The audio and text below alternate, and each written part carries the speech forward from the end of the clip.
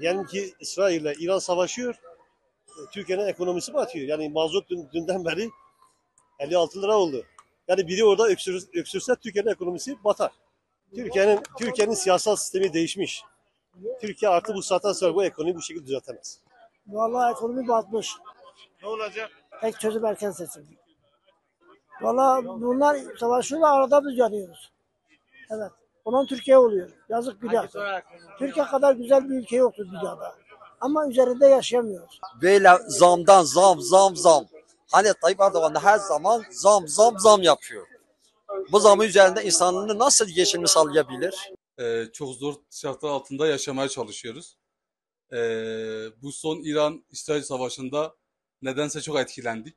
Bizimle alakası olmadığı halde. Yakıtlar 50 lirayı geçti, dolar uçuyor.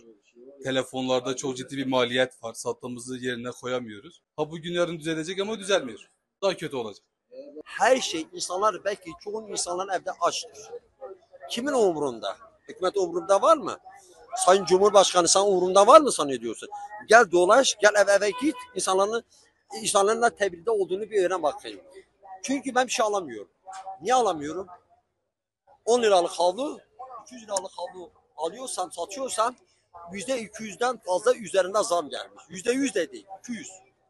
Biliyorsun ülkede iki tabaka insan. Biri çok zengin, biri de çok fakir. Bu fakir gitti, zengin yine binebilir. Orta sınıf kalmadı. Yok. Öyle sınıf yok. Ya aşağıdasın ya yukarıdasın. Tayyip Erdoğan eğer sen uğrundaysa bunu bir su dökeceksin, bir el atacaksın. Bu zamı biraz önce durduracaksın, bu millet kendine bakması lazım.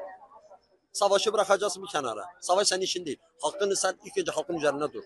Hakkını yerine getir. Ne savaşa karışıyorsun sen?